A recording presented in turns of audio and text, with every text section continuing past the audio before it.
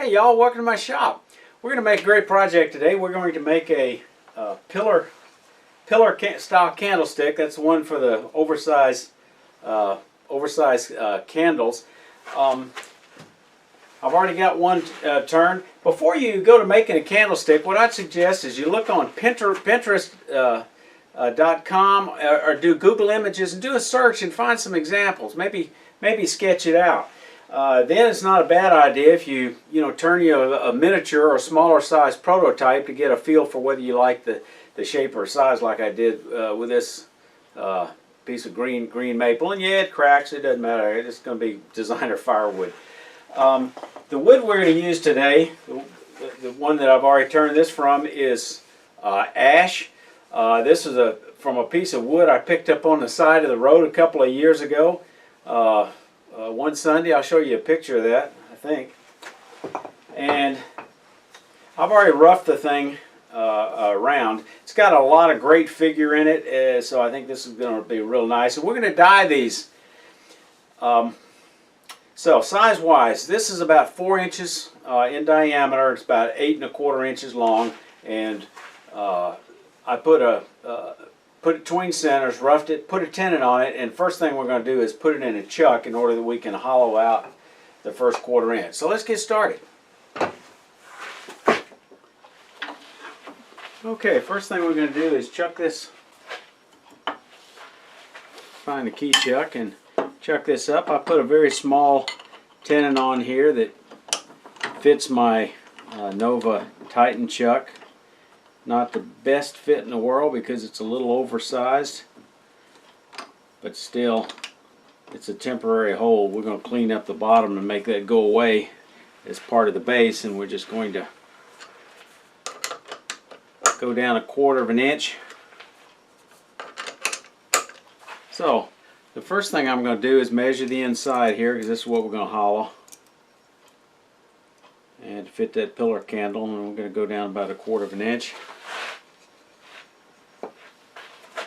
And I'll turn the speed down and see if I can't mark that with these calipers, being careful to only engage this side.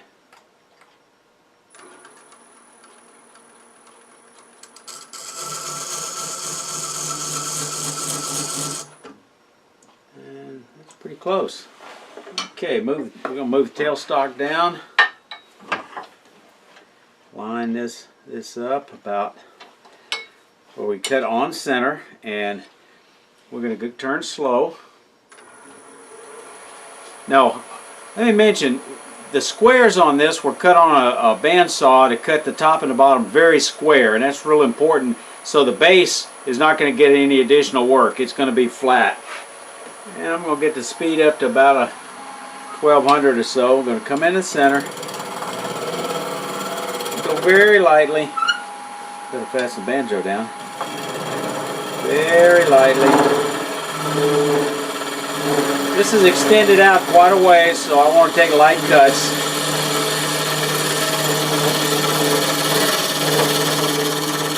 I'm going to stop just short of that line. We're going to come back with a scraper.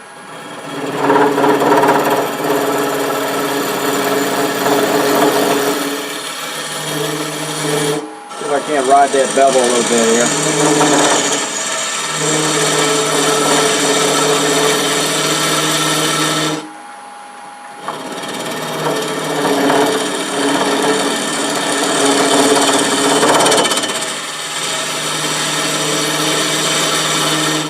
Okay, next I'm going to use a square nose scraper, starting from the center, and just come across the bottom.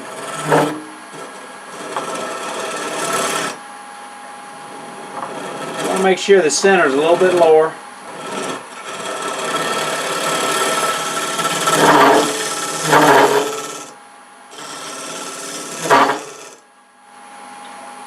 Now we're going to come in and just go down the side here.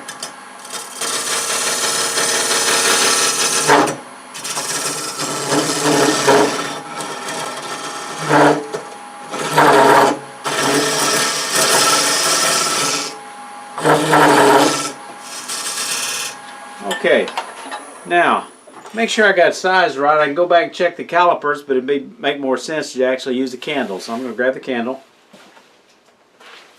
and see if that's a good fit. And it is a good fit. Now we can go ahead and put it back between centers so we can finish the entire shape now that we've gotten this done. Actually, before I do that, I think I'm going to put just a bit of a divot there to make sure we get that center marked.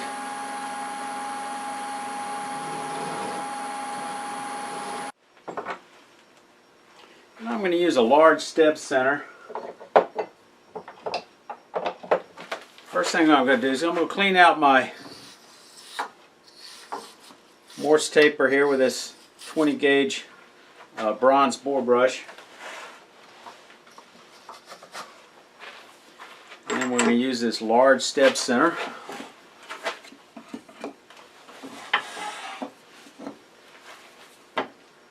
And we've already got the center marked on that side.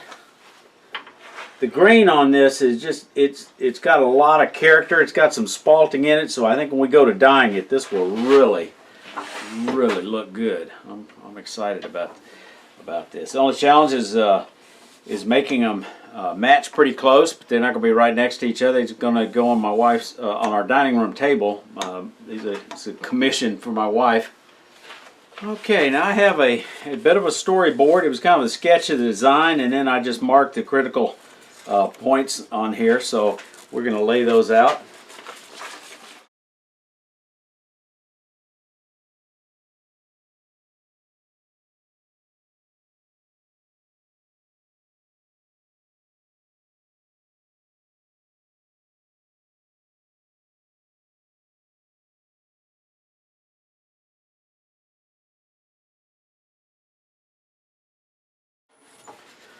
Okay, next I'm going to use a parting tool to start kind of sizing this so I can kind of get a feel for where I'm going. I do have those side dimensions, so for this piece it's 2 and 7/16. So I'm going to use some clamp calipers, spring calipers for that. So let me set that up.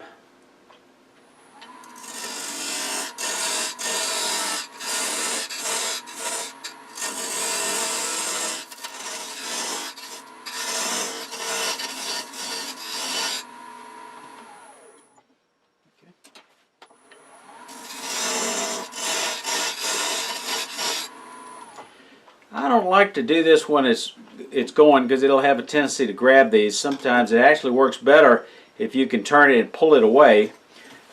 It just takes 2 hands to operate the button and do that, but so I'm not going to bother to even mess with that. I'm just going to keep checking it. I'm not in that big a hurry.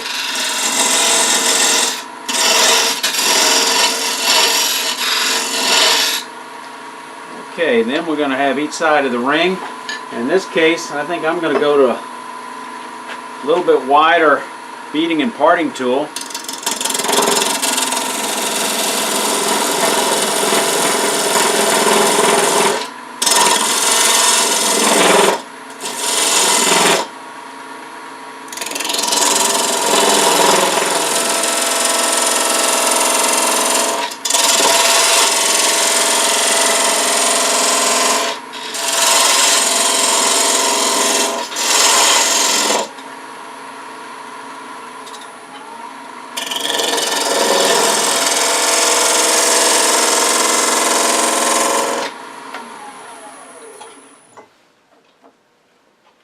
Close.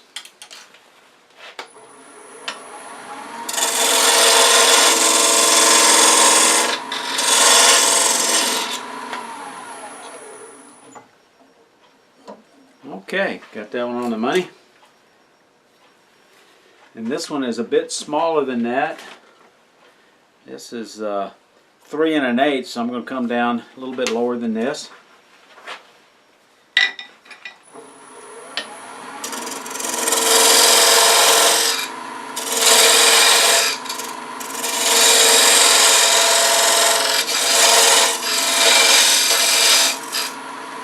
It's going to be a bead on each side.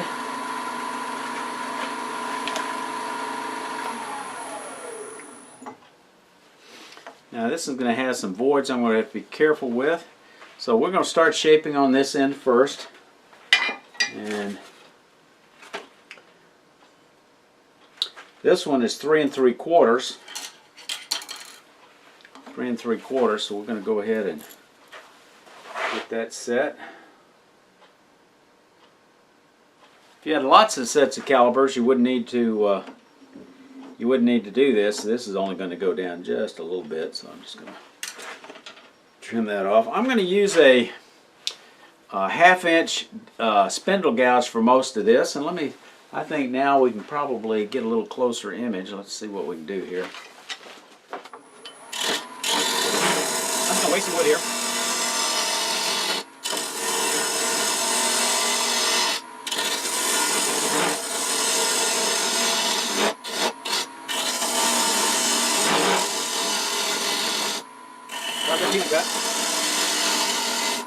Alright, I think I need to probably touch this up on the sharpening. Sometimes spalted wood, this carbonizes in here and can be really rough on the edge. So let me sharpen this.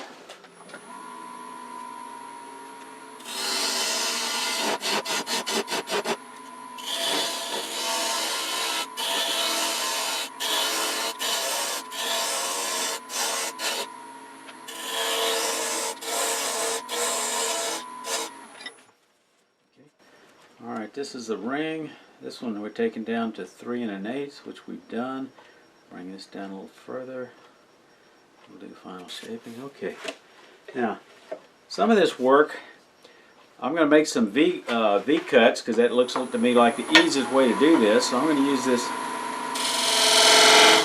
large skew.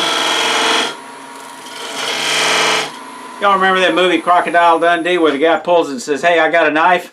Crocodile Dundee says, "Hey, that's not a knife, this is a knife." Well, this is a skew. This is Allen Lacer Hamlet 1 3/8 inch. It's massive.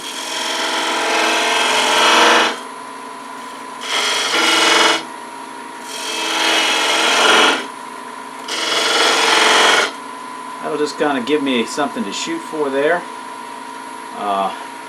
This, I'm going to go ahead and just take just a touch off of this shape.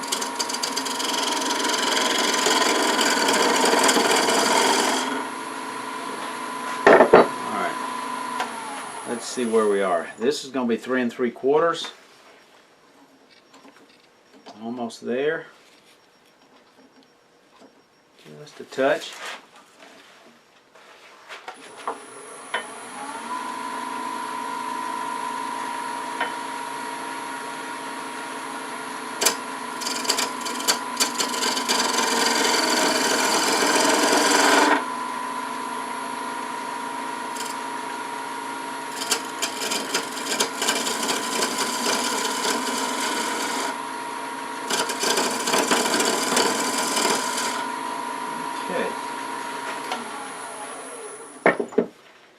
This middle section we said is 3 1/8, so it's a little bit smaller. It's smaller than this, so let's go ahead and take this down quite a bit.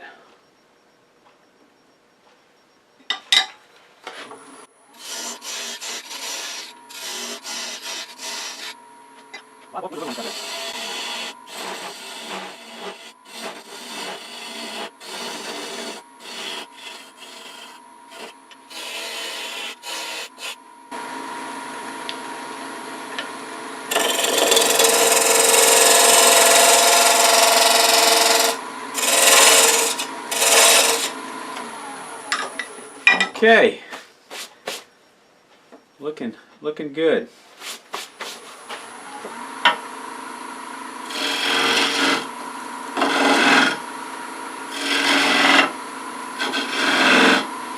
Okay, our next critical dimension is going to be 2 inches right here. So we're going to go ahead and take that down a little bit.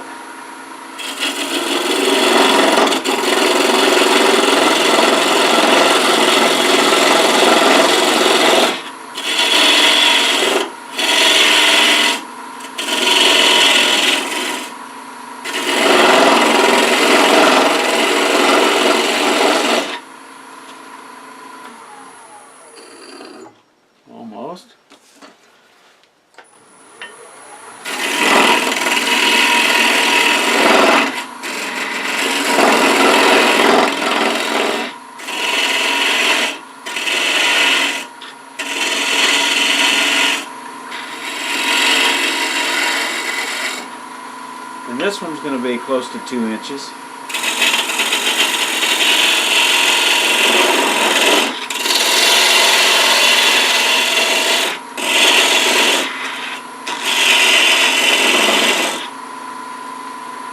Okay, now we've got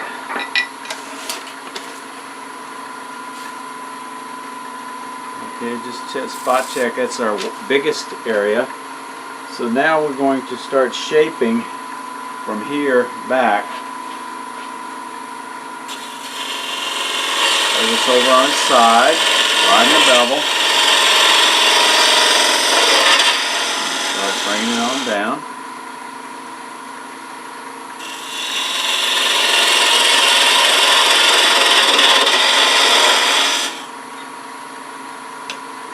Go ahead and bring this over some.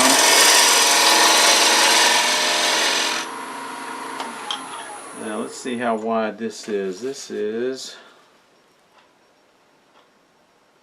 3 1/8. Let's spot check that. Okay. So let's bring this down a little bit. Before we bring it down, let's just make a little bigger V groove on each side.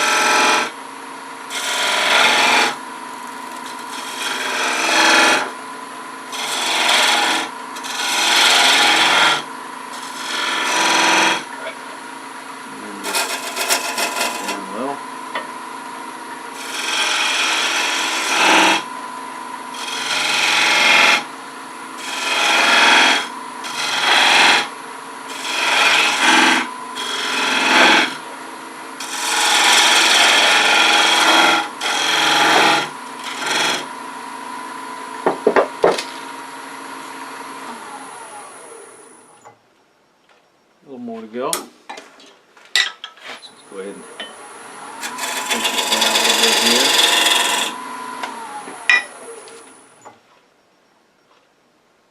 And I think we're just about there. Okay, so we're going to bring this down. A little bigger V groove on each side.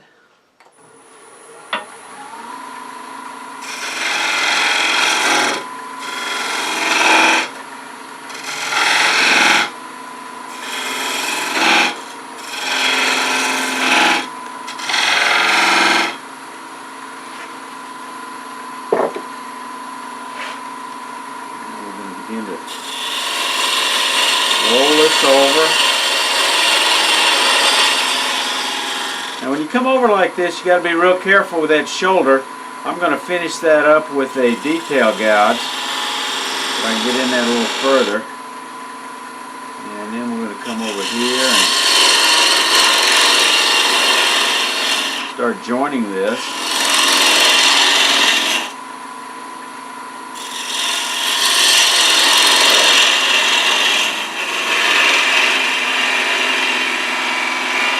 Same thing on this side. You got to be careful where it joins. And we're going to take this